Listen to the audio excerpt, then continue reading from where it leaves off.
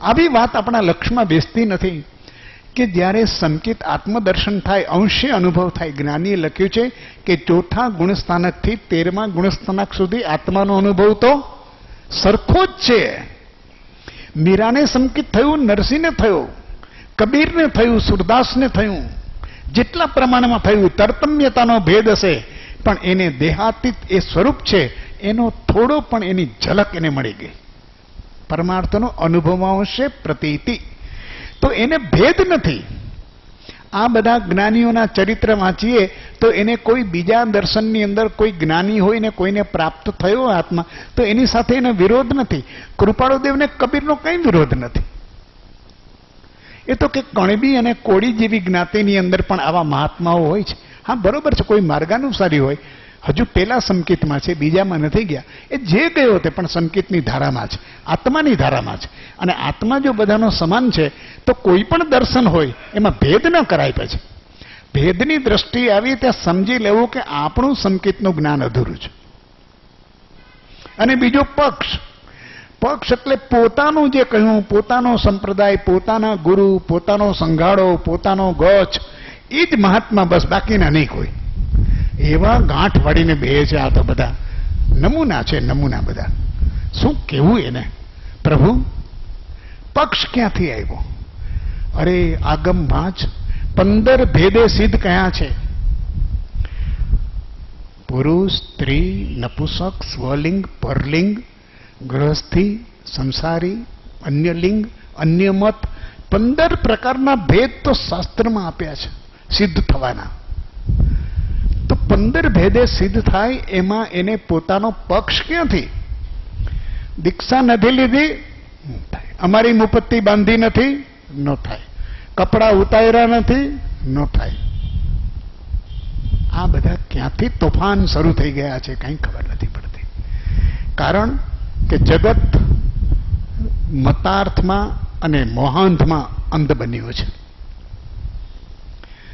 એટલે એને સાચો પ્રકાશ ક્યાંય નજરે ચડતો નથી. કૃપાળુદેવને કહ્યું, એ કહે છે કે આ કાળમાં જૈનો તો ઘણા છે, પણ નમસ્કાર મંત્રનો પણ મહિમા 9 તત્વ સમજતા હોય એવા તો આંગળીને વેઢે ગણી શકાય એવા હોય તો ભલે. આવું તત્વજ્ઞાન આશ્રવ માત્રથી બંધ થાય. પછી એમાં કે બ્રહ્માંડનો, વેદાંતનો આશ્રવ હોય ને, વૈષ્ણવનો આશ્રવ હોય ને, સ્વામિનારાયણનો આશ્રમ હોય, આ બધું ક્યાંથી તોફાન કર્યું? આશ્રવ હોય બંધ, અને સંવર અને નિર્જરાએ મોક્ષ. આત્માનો કર્મથી મુક્ત થતું હોય, કોઈ પણ માર્ગથી, ગમે તે વાટે, ગમે તે દર્શનથી, ગમે તે અનુપ્રેક્ષાથી આત્મત્વ પ્રાપ્ત થતું હોય તો કરી લેવું. જુઓ આ કૃપાળુદેવનું આ શુદ્ધ સંકેતનું લક્ષણ, જેમાં ભેદ ન પક્ષ. તો સાહેબ એનું શું પરિણામ આવે? 1947 સમકિત શુદ્ધ પ્રકાશ્યું રે, શ્રુત અનુભવ વધતી દશા, નિજ સ્વરૂપ અવભાસ્યું રે, ધન્ય રે દિવસ આહો. 1947માં અમને શુદ્ધ સંકેત થયું. ત્યાર પહેલા તો સંકેત હતું. પાછા આવાય પ્રભુ કેટલાય નીકળ્યા છે કે ભગવાનને 47માં જ્ઞાન થયું એટલે 47 પછીના પત્રો વાંચવા, અને આવું પાછું જાહેરમાં શરૂ કરી દે પંથમાં. કેટલી આસાતના જ્ઞાનની, જ્ઞાનીની, સત્પુરુષોની આ બધા જ રખડવાના ધંધા, દુર્ગતિના બંધ બાંધે છે. અનંતાનું બંધી ધર્મના સ્થાનમાં જેટલા બંધાય છે એટલા સંસારમાં નથી બંધાતા. અવગણના, અવજ્ઞા, સમજણ વિના પોતાને કાંઈ ખબર નથી. કૃપાળુદેવે એ પત્રમાં જ પોતે લખ્યું છે કે જન્મથી પણ અજ્ઞાતપણું તો આ દેહને સંભવતું નથી. તો એને મોક્ષમાળા લખી, અજ્ઞાન દશામાં લખી. શું આપણે માંડ્યું છે? શું કરવા ધાર્યું છે? આપણને જ્ઞાનીની ઓળખાણ ન થતી હોય તો આપણે અભિપ્રાય આપવાની શું જરૂર છે?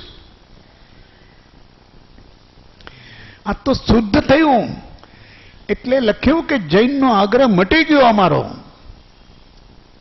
અત્યાર સુધી હતું કે આ જ માર્ગથી થતું હશે, પણ અમને થયું કે આત્માનો અનુભવ થયો તો હવે ઇતરને અનુભવ થયો હશે, અંદરના મહાત્માને, બીજા મહાત્માને. તો કબીરને જેને અનુભવ આત્માનો થયો તો એને કયો થયો હશે? બીજો આત્મા હશે?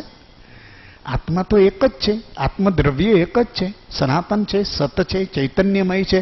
તો એનું દ્રવ્ય શું અચેતનમય હશે? કોઈ પક્ષ નહીં, કોઈ ભેદ નહીં. બધા જ્ઞાનીઓ પર તે સમદ્રષ્ટિ થઈ ગઈ અને જગતની અંદર ઓહો. અને બધા જ જીવો છે એ સિદ્ધ સમાન છે. પ્રત્યેકની અંદર આવું નિજ પરમ તત્વ એ વિલસી રહ્યું છે. એની અંદર રહેલું આ તત્વ વિલસી રહ્યું છે, પણ એને ભાન નથી. એટલે સંકિત શુદ્ધ થયું. શુદ્ધ સંકિત થયા પછી આખી બોધની ધારા એમાં ક્યાંય આગ્રહ નથી આવતો. એક સરસ અભ્યાસુએ કૃપાળુ દેવના સાધક છે બહુ જગત ભારતની અંદરના મોટા. એણે કહ્યું કે શ્રીમદ રાજચંદ્રજીને મારે એક શબ્દની અંદર એનું ઓળખાણ આપવું હોય, એક શબ્દમાં, તો હું આપી શકું એમ છું. અનાગ્રહ. આત્માનો ઉપાસક છે, આત્માનો મુક્તિનો ઉદ્ઘોષ કરતા છે. અનાગ્રહ આ એનું સ્વરૂપ છે. એના વચનામૃતની અંદર કેટલા કેટલા સંદર્ભ આવે છે. ઇતર ગ્રંથોના આવે, ઇતર મહાત્માઓના આવે, ઇતર સાધકોના આવે. એને કોઈના પ્રત્યે કોઈ વિષમ દ્રષ્ટિ નથી. આ શુદ્ધ સંકિતનું લક્ષણ છે. આપણને એમ થાય કે આપણને સંકિત થઈ ગયું એટલે આપણા સંપ્રદાયનું જ આપણે જાણીએ ને વિચારીએ. આ અશુદ્ધ સંકિત છે. વાર છે, હજી મુક્તિને વાર છે. હજી આ તને અભિનિવેશમાંથી બહાર નીકળતા ઘણી વાર લાગશે.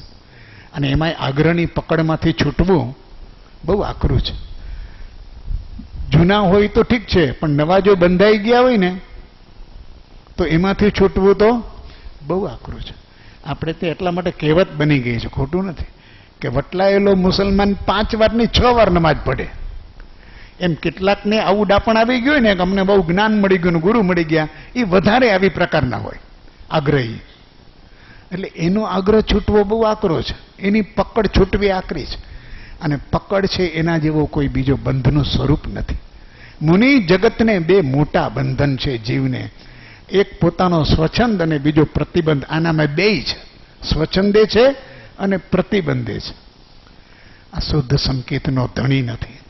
અહીંયા કે છે લહે શુદ્ધ સંકેત તે જેમાં ભેદ ન પક્ષ. આ સંકેત બીજું એને કહેવાય છે સમ્યક જ્ઞાન. પહેલું સમ્યક દર્શન, બોધ સંકેત. આત્માની પ્રતીતિ થઈ, સદગુરુના વસન ઉપર રુચિ થઈ. પણ આ સમ્યક જ્ઞાન બરોબર સમજાયું કે આત્મા સમાન છે. આત્મા અનુભવમાં ક્યાંય ભેદ ન હોય. સાકર હું ખાઉં તોય ભલે અને બીજો ખાય તોય ભલે, સાકર રાજકોટમાં ખાય તોય ભલે અને વિદેશમાં ખાય તોય ભલે, એની મીઠાશ એક સરખી છે. એમ જેને આત્મતત્વનો અનુભવ થયો છે, એ મને થયો છે, મારા સંપ્રદાયવાળાને થયો છે કે ઇતરને થયો છે, અહીંયા થયો છે કે અન્યત્ર થયો છે, એની મીઠાશ એક સરખી છે. અમૃતનો ઘૂંટડા, એની તૃપ્તિ એક સરખી છે. જેણે જેણે એ રસ પીધો એ બધાએ પોતાની પરમ ધન્યતા અનુભવી છે. ના એને મારી બાટલીમાંથી નથી પીધો. એ બાટલીમાંથી તો દવા પીવાય, અમૃત ન પીવાય. અને એ દવાનું તો એવું છે કે એકને માટે કાર્ય કરે ને બીજાને માટે ઝેર. આ અમૃત છે, સંકિત છે, એ અમૃત છે. જેમાં ભેદ ન પક્ષ, શુદ્ધ સંકિત. ઘણા કે કૃપાળુદેવ વાત લખેલું એને પોતાને લખે શુદ્ધ સંકેત લખ્યું. આવું તો સંકેત ક્યાંય નથી. કાં તો વ્યવહાર સંકેત ને કાં તો નિશ્ચય સંકેત. આ સિવાય મગજમાં નથી. કાં તો એને પછી આપણને પૂછો એ ક્ષયોપસમ સંકેત કહેવાય? ના, એ ન કહેવાય. તો ક્યું કહેવાય? એને વ્યવહાર સંકેત કહેવાય? ન કહેવાય. એને શુદ્ધ સંકેત જ કહેવાય. હવે તારે સમજવું હોય તો સમજવું, ન સમજાય તો ભાગ તારા. કારણ કે જેમાં ભેદ ન પક્ષ. તું વળી આ ક્ષયોપસમ કહેવા જઈશ તો ભેદ ઉભો કરીશ. તું જો આ વ્યવહાર સંકેત કહેવા જઈશ તો નયના ભેદ ઉભો કરીશ. તને નયના ભેદ, નિક્ષેપના ભેદ, ગચ્છના ભેદ, મતના ભેદ, આ ભેદ દ્રષ્ટિ ગઈ નથી. એટલે કે છે વર્તે સદગુરુ લક્ષ. તને સદગુરુનું લક્ષ જેથી બંધાઈ જાય તેથી શુદ્ધ સંકેત સમજાય. અદ્ભુત વાત છે. વાત બહુ સામાન્ય છે. બીજું સંકેત આ સમ્યક જ્ઞાન એટલે જ્ઞાનનું સ્વરૂપ એવું છે કે જ્ઞાન પ્રકાશમય છે, એમાં અંધકાર ટકે નહીં. કૃપાળુદેવે એક સરસ ઉદાહરણ આપ્યું છે કે અંધારાના ગમે તેટલા પ્રકાર કરો, ગમે તેટલા, એમાંનો કોઈ પણ પ્રકાર પ્રકાશરૂપ ન હોય, અંધારા જ હોય. અને પછી તમે ડિગ્રી જે આપવી આપો. એમ આપણો મતાર્થ હોય, આગ્રહ હોય, તો એની અંદર ગમે તેટલા આપણે એના ભેદભાંગા કરીએ તો ભેદભાંગાથી કોઈ દી પ્રકાશ નહીં આવે, શુદ્ધતા નહીં આવે. આગળ પછી આગળ ત્રીજું સંકેત કહે છે. આપણે આપણા સમયમાં પાછો આ પાઠ પૂરો કરવો છે. 111મી ગાથા, આ 110મી પૂરી કરી. બીજું સંકેત એ સમ્યક જ્ઞાન. હવે ત્રીજું સંકેત સમ્યક ચારિત્ર, પણ એને કૃપાળુદેવે કીધું પરમાર્થ સંકેત. વર્તે નિજ સ્વભાવનો અનુભવ લક્ષ પ્રતિ વૃત્તિ વહે નિજ ભાવમાં પરમાર્થે સંકેત. આ ત્રીજું સંકેત. લક્ષણ વર્તે નિજ સ્વભાવનો. આ બોલું શુદ્ધ થયું છે, સમ્યક જ્ઞાન છે. પોતાના સ્વભાવનો જ ત્રણ અવસ્થા અનુભવ લક્ષ્ય પ્રતીત. અનુભવ થઈ ગયો છે, અનુભવ થઈ ગયો છે. જ્ઞાન સમ્યકપણે છે. બોધ સંકેતથી દર્શન પણ શુદ્ધ છે, એટલે જ જ્ઞાન થયું છે. પણ પ્રભુ પૂર્વના કર્મો છે. આત્માના પ્રદેશ ઉપર મલિનતા અનંત કાળની લાગેલી છે. આ કર્મો ખપતા નથી ત્યાં સુધી એનો ઉદય ચાલુ છે. અને કર્મનો ઉદય ચાલુ છે ત્યારે ક્યારેક એ કાર્યોની અંદર ઉદયગત કાર્યો કરવા પડે તો ક્યારેક લક્ષ જરા નબળો પડી જાય. તો તે સમયે પણ એ સંસારના કાર્યો કરતો હોય તો પણ એનો સંસારનો વેપાર કરે કૃપાળુદેવ, પણ લક્ષ આત્માર્થનો જ હોય. અનુભવ છે એટલે વર્તે અનુભવ લક્ષ. લક્ષ બદલાતો નથી. અનુભવમાં નબળો થાય કદાચ, પણ લક્ષ તો છૂટતો નથી. સૌભાગભાઈએ કહ્યું કે સાહેબ આટલા ધંધા હતા એમાં મોતીનો ક્યાં શરૂ કર્યો? તો કહે છે કે હે સૌભાગ, લોકો લેવાને માટે પ્રવૃત્તિ કરે છે, આની પ્રવૃત્તિ તો દેવાને માટે થાય. ધંધો છે એ પ્રોફિટ માટે નથી, કર્મની નિર્જરા માટે છે. લક્ષ તો અમારો આત્માર્થ જ છે. ક્યારે છૂટવું? આ બંધનના બંધનો, આ કર્મો જેના ઉદયો જેટલા વહેલા વેદાય એટલા બળવાનપણે વેદીને એનાથી મુક્ત થવું કે ફરીથી ક્યારેય ઊભા થાય નહીં. આવું અવિષમપણે, અદિનપણે અને બળવાનપણે અમે કર્મનો વેદન વેદવા માટે થઈને આ ઉપાધિ યોગ અમને લાગુ પડ્યો છે. અને એ અમે ભરપૂર કરીએ છીએ. 10 વર્ષ સુધી મુંબઈની અંદર આવો ઉપાધિયોગ કર્યો. ધડ ઉપર માથું ન રહે આટલી ઉપાધિના સમયની અંદર પણ એનું કર્મમાં વધારો થયો કે ઘટાડો થયો? એની આત્માની શુદ્ધતા થઈ કે કૃપાળુદેવને વવાણિયામાં જેટલા હતા એનાથી મલિનતા થઈ? શુદ્ધતા થઈ. એનો આત્મા નિર્મળ થયો. આ વર્તે નિજ સ્વભાવનો અનુભવ લક્ષ્ય અને પ્રતીત. એ સંસારના કાર્યો કરવાનો પ્રતીતિની સાથે સાથે આત્મ પ્રતીતિથી ચૂકતો નથી. પ્રતીતિ એની સદાય છે કે હું આત્મા છું. ખાવાનું કામ થાય તો પણ પ્રતીતિ આત્માની. આપણને લાડુની પ્રતીતિ વધારે કે સ્વભાવની પ્રતીતિ વધારે? ખાતા હોય ત્યારે. એવી રીતે કોઈને કોઈ પ્રકારની સંસારની પ્રવૃત્તિ કરતા હોય, મન વચન કાયા કે 5 ઇન્દ્રિયોના કોઈ પણ વેપારની, તો પ્રતીતિ શેની વર્તે? ટીવી જોતા હોય, બહુ સરસ દ્રશ્ય, આંખની અત્યારે ઇન્દ્રિયોનો વિષયનો વેપાર ચાલે છે. પ્રતીતિ આત્માની થાય છે કે દ્રશ્યની થાય છે? દ્રશ્ય ઉપર ભાવી થાય છે. દરેક બાબતની અંદર આત્માની પ્રતીતિ. આ જ્ઞાનીનું આ ત્રીજું સંકેત છે. અનુભવ શુદ્ધ અનુભવ થયા પછી વર્તે નિજ સ્વભાવનો. આનું સ્વરૂપ જોજો. જ્ઞાની ગમે તે ક્રિયા કરતો હોય તો પણ તે આત્મામાં છે. સૌભાગભાઈએ પૂછ્યું કે પ્રભુ, આ તમારું સ્વરૂપ અમને સમજાતું નથી, કહો તો ખરા કે આપની દશા કેવી છે. 255મો પત્ર લખ્યો કે અમારી દશા જેનું ઠેકાણું નથી એવી છે. તમારી સમજમાં નહીં આવે. અમને કાંઈ ખ્યાલ નથી પડતો. દિવસ રાત, શત્રુ મિત્રો, ખાવું ન ખાવું, સૂવું ન સૂવું, બેસવું ન બેસવું, ઉઠવું ન ઉઠવું, એક પણ ક્રિયાની અંદર અમારા ચિત્તનો ઉપયોગ નથી. આત્મા બ્રહ્મ સમાધિમાં છે, મન વનમાં છે, અને દેહની ક્રિયા આભાસે કંઈક કર્મના સંયોગે ચાલ્યા કરે છે. માથું ઊંચી ન શકાય એટલો ઉપાધ્યનો યોગ છે, પણ એમાં આત્મા એમાં જોડાતો નથી, એનાથી જુદો જ રહે છે. ચો તરફ ઉપાધિની જ્વાળાઓ પ્રગટી છે. જેમ બોલો સંન્યાસી તપ કરે ને એટલે ધૂણો દખાવે, ચારેય દિશામાં 4 ધૂણા કરે અને પછી પોતે વતમાં બેસે અને સમાધિની સાધના કરે. કૃપાળુદેવ કહે છે, ઉપાધિની વચ્ચે પણ અમારા અંતરમાં સમાધિ છે. હે સૌભાગ, ઉદય જોઈને ઉદાસપણું ભજશો નહીં. અમારો ઉદય આકરો જોઈને તમે જરાય ખિન્નતા, ખેદ કે અફસોસ કરશો નહીં. અમે તો સમાધિમાં જ છીએ. અદ્ભુત વાત છે. આવો ગ્રહસ્થાશ્રમ, આવો વ્યાપાર, આવો વ્યવહારનો ઉદય, કારમો પ્રપંચ યોગ અને એની વચ્ચે જ્ઞાની બે ધડક કે સૌભાગ.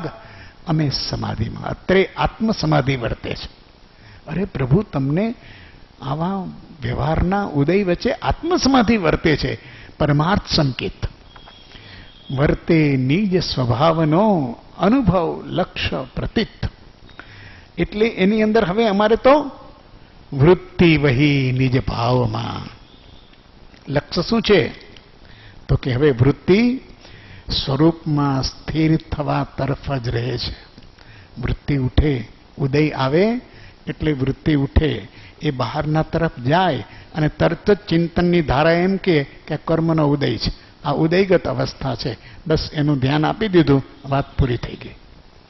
ફરી પાછો પોતે પોતામાં સમાઈ જાય. જેમ જેમ જે પ્રકારનું કરે અહીંયા પાછું પોતાની સ્થિતિમાં પાછી પ્રાપ્ત કરે. એને વાડીઓ વડે જેમ હેમ, એમ યશોભાઈજી મહારાજે કહ્યું છે કે ખેંચાય પણ પાછું પોતાની સ્થિતિ સ્થાપકતામાં આવે. એની સ્થિતિ સ્થાપકતા આત્મ સ્વરૂપની છે. આત્મલક્ષની અંદર એ અંદર આવી જાય છે કે હવે એને ઉદયમાં પણ લક્ષ્ય સ્વરૂપનો છે, પ્રવૃત્તિમાં પણ ચિત્તની વૃત્તિ સ્વરૂપની છે. ભવે તન્નું ચિત્તે મોક્ષ, આ શરીર ભવમાં છે પણ ચિત્ત તો મોક્ષમાં છે. બુદ્ધિપૂર્વકના સંસારના કાર્યોના બધા લક્ષ્ય હવે છૂટી ગયા છે. વિચરે ઉદય પ્રયોગ. હવે એ કાંઈ આયોજન કરવા બેસે નહીં, બુદ્ધિનો ઉપયોગ ન કરે. આપણે આમ કરશું, પછી આમ કરશું, પછી 5 વર્ષ પછી આમ થશું. આ પ્લાનિંગ વાળો આ પરમાર્થ સંકેતનું લક્ષણ નથી. કેમ કે અહીંયા તો આત્માનો અનુભવ, લક્ષ્ય અને પ્રતીતિ, એ પ્રતીતિમાંથી તરત પાછો ફરીને આત્મ પ્રતીતિમાં હોય અને લક્ષ સાથે જોડાયેલો છે, એટલે અનુભવમાં જતા વાર ન લાગે. આ ત્રણની સાથે એટલે આત્મા સાથેનો એનો તંતુ ચાલુ છે, એનું અનુસંધાન ચાલુ છે. એ ક્યારેય સ્વરૂપ ભાવથી વેગળો થતો નથી. કેવું એનું સામર્થ્ય છે! એની આ અદ્ભુત દશાને તો કોઈ યોગી પુરુષ જ ઓળખી શકે, બીજો કોણ ઓળખી શકે? અહો, કૃપાળુદેવના જીવન ચરિત્રની અંદર લખ્યું ત્યારે ગુજરાતના એવા લેખક રસિકભાઈ શાહ, એમને લખ્યું કે આ મહાત્મા પુરુષોના અંતઃકરણને કોણ ઓળખી શકે? એણે ભર્તરીનું એક વાક્ય મૂક્યું છે કે આ ઉદાર ચરિતાનામ તો, આ તો એ લોકોના અંતઃકરણની અગાધતાને કોણ જાણે? ભલભલા લોકોએ કહ્યું છે કે અમે આનું વ્યવહારિક જીવન હોવા છતાં એનું આંતરિક જીવન દર્શનનું મૂલ્યાંકન કરી શકતા નથી. આ કેવળ આત્માને કેવળ આત્મા રૂપે જ છે. અરે કૃપાળુદેવ સહી કરે તો લખે કે સહજ આત્મ સ્વરૂપ. એના યથાયોગ્ય વાંચજો. હવે એના શું યથાયોગ્ય હોય?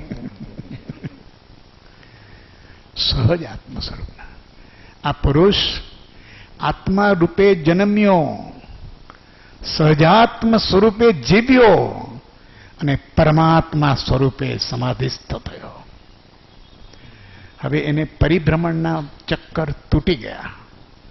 એટલે કે છે કે શુદ્ધ સ્વરૂપનું ધામ કે જેની અંદર એની સ્થિરતાનો કોઈ નહીં. અપૂર્વ અવસરની અંદર આ સ્થિતિ સરસ કરી છે.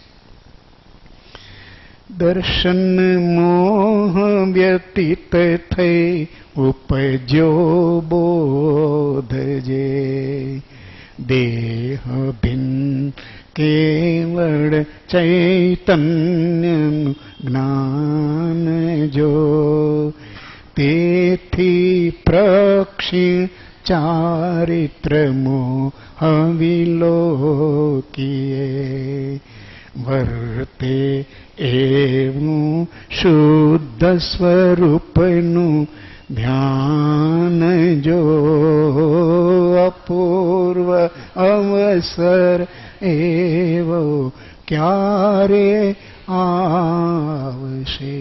ત્રીજી ગાથાથી શરૂ થઈ ગયું. કારણ કે એનો દર્શન મોહ ગયો છે અને એને બોધ ઉપજ્યો છે. એ સામાન્ય નથી, આગ્રહનો નથી, દર્શનનો નથી, એ તો શુદ્ધ સંકેતનો બોધ છે. એટલે હવે પરમાર્થ સંકેત બતાવે છે. પંચ વિષયમાં રાગ દ્વેષ વિરહિતતા પંચ પ્રમાદે ન મળે મનનો ક્ષોભજો દ્રવ્ય ક્ષેત્રને કાળ ભાવ પ્રતિબંધવાન વિચરવું ઉદયાધીન પણ વિતલોભ જો અપૂર્વ અવસર એવો ક્યારે આવશે. અદ્ભુત કાવ્ય છે. 1000 વર્ષના અધ્યાત્મ શાસ્ત્રના સર્જનની અંદર આવી 14 ગુણોની પરિપાઠી જે કેવળ મોક્ષનો માર્ગ, શુદ્ધ મોક્ષનો માર્ગ, શુદ્ધ આત્મ પ્રાપ્તિનો માર્ગ, એવો સરસ નમૂના રૂપ કૃપાળુદેવે આ ગાથામાં મૂક્યો છે. એ ગાથામાં શરૂઆત જ ત્યાંથી થાય છે. આ શુદ્ધ સંકેત અને પરમાર્થ સંકેતને માર્ગ છે મોક્ષનો. કે સંકેતની જ્ઞાન, વાચા જ્ઞાનવાળા સંકેતનો આ માર્ગ નથી. આમાં કાંઈ ન થાય એનાથી. આત્મસ્થિરતા ઘોર પરિશ કે ભય ઉપસર્ગ ભયે કરી આવી શકે નહીં તે સ્થિરતાનો અંત. આ એક એક શબ્દ તો જુઓ. એની સ્થિરતા કેવી છે મન વચન કાયના યોગની, કે ઘોર પરિશ હોય કે ભયંકર ઉપસર્ગ હોય, સ્થિરતાનો અંત ન આવે. કેવી જબરજસ્ત સ્થિતિ છે. આ સ્થિતિમાં એ ક્રમશઃ આગળ વધે છે.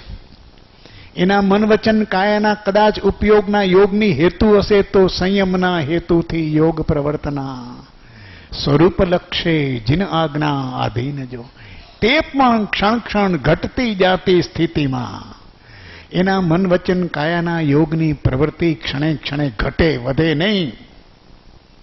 સાચું સંકેત છે, પરમાર્થ સંકેત છે, મોક્ષનું મૂળ છે, અચૂક પ્રાપ્તિ કરાવે, મોક્ષનું અવંધ્ય બીજ છે.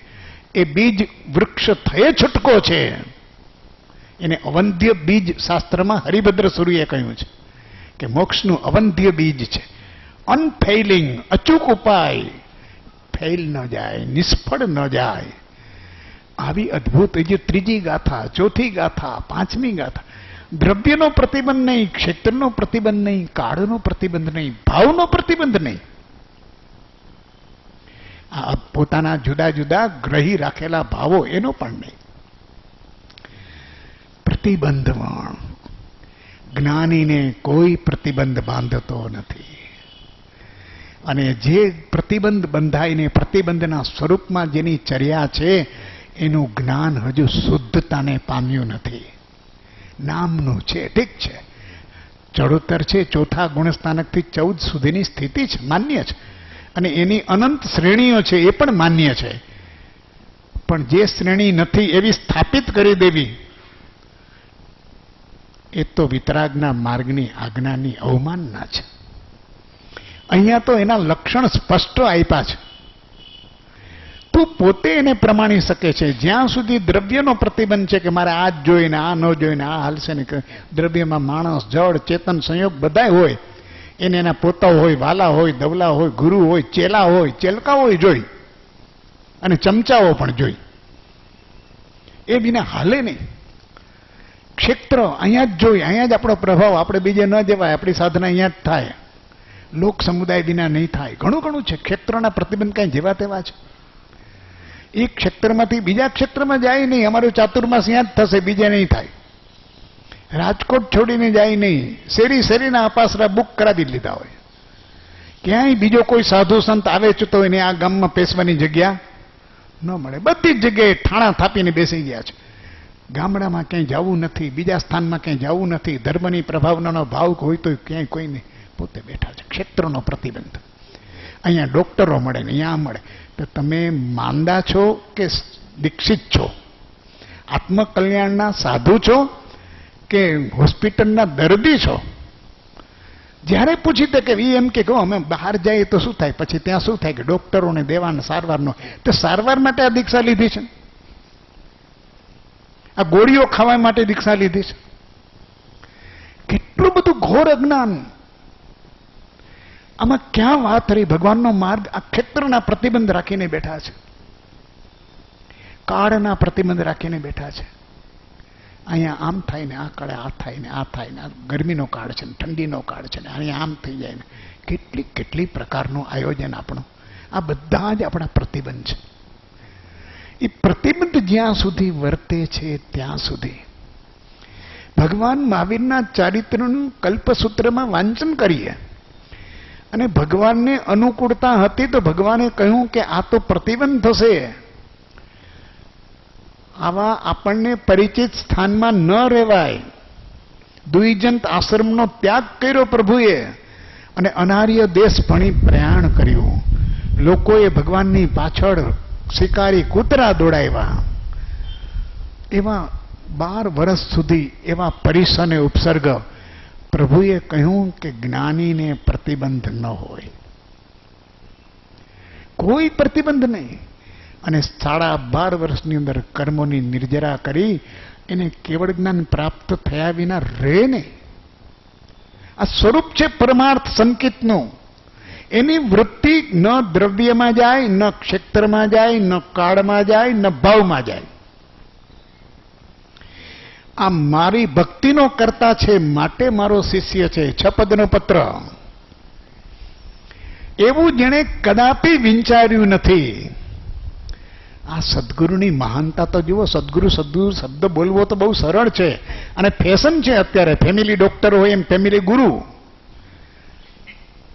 પણ સદગુરુને ફેમિલી સાથે પ્રતિબંધ થઈ ગયો. એ તો જો આપણે એ ગઈ, મારે તો કોઈ પણ સદગુરુ જે આત્મને પ્રાપ્ત છે તે, જેને શુદ્ધ સંકિત છે એ મારો ગુરુ, જે પરમાર્થ સંકિતમાં વર્તે છે એ મારો પરમ ગુરુ. આ પરમાર્થ સંકેતના સાનિધ્યથી જ મને મારી મુક્તિને મારા કર્મો કપાશે. લક્ષ્ય સાધકનું આ હોય. સાચા મુમુક્ષુ બનીએ, સાચા સાધક બનીએ, સાચા શ્રાવક બનીએ.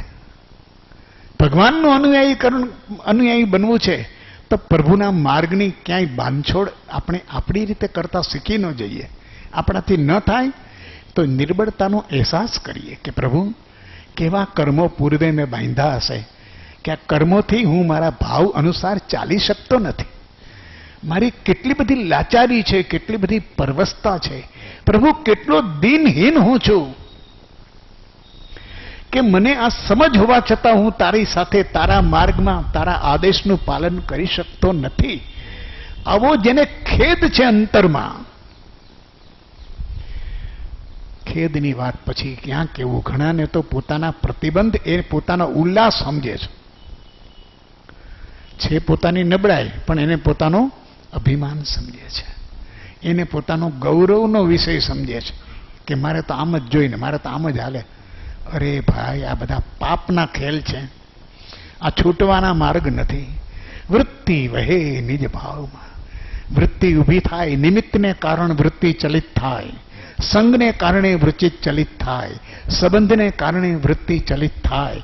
સંયોગોને કારણે વૃત્તિ બહાર ખેંચાય, એ તો એની વૃત્તિનો સ્વભાવ છે. સંસ્કાર જાગે એટલે વૃત્તિઓ જાગે. ઉંમર થાય એમ શરીરની અંદર એવી જાતીય વૃત્તિઓ પણ જાગતી હોય છે. પણ જ્ઞાનનો માર્ગ તો સમાવાનો છે, નિજ ભાવમાં જવાનો છે. વૃત્તિ તો ઉઠ્યા કરે, તું એને જોયા કર. નબળા હોય તો નબળી વૃત્તિ ઉઠે, સબળા હોય તો સબળી ઉઠે. સશક્ત શરીર હોય તો પરાક્રમની વૃત્તિઓ ઉઠે, અને ઘરડા થાય એટલે ખાવાના બળબડિયા ઉઠે. આ વૃત્તિ છે. પછી શીરા ને ભજીયા જ ખાવાના મન થાય, આ વૃત્તિ છે. વૃત્તિ પણ જ્ઞાની પહેલેથી એક જ ધારા, એ બાળ હોય, યુવાન હોય, વૃદ્ધ હોય, ગમે તે અવસ્થામાં એની વૃત્તિ નિમિત્તથી થઈ, પૂર્વના કર્મના સંયોગથી થઈ, ઉદયથી થઈ, સંયોગથી થઈ, સંગથી થઈ, પર પદાર્થથી થઈ, ગમે તે પ્રકારે વૃત્તિના નિમિત્તોથી વૃત્તિ ફરી ફરી ચલિત થાય છે. કૃપાળદેવ પત્રમાં લખ્યું છે, નિમિત્તાધીન ક્ષણે ક્ષણે સમય સમયે ચલિત થતી વૃત્તિ નથી જોઈતી. અમારે આ ઉઠતી વૃત્તિઓમાંથી પાછા ફરી શકીએ એવું સામર્થ્ય જોઈએ છે. અને એ બોધનું બળ છે, એ સંકેતનું બળ છે, એ જ્ઞાનનું બળ છે. વૃત્તિ પરમાંથી ખેંચાઈને પાછી આવે, આ ચારિત્ર છે. કોઈ ઉદય ન આવ્યો,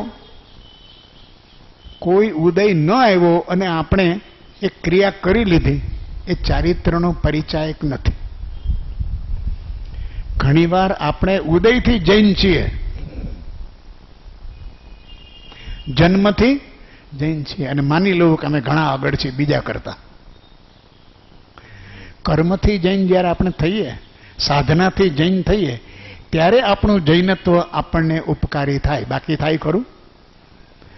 તો આપણે ક્યાંય પૂર્વના કયો સંયોગોને કારણે એ વૃત્તિ છે આપણું જૈનત્વ. આપણે ઘણીવાર કહીએ કે હું કંદમૂળ ખાતો નથી, તો એ તારો પુરુષાર્થ છે, જાગૃતિ છે, સમજણ છે, કે તારો અકસ્માત છે ઉદયનો, કે તું એવા ઘરે જન્મો છું કે જ્યાં તને એ વસ્તુ પ્રાપ્ત થશે નહીં, અથવા એ સમાજ એનો સ્વીકાર કરશે નહીં.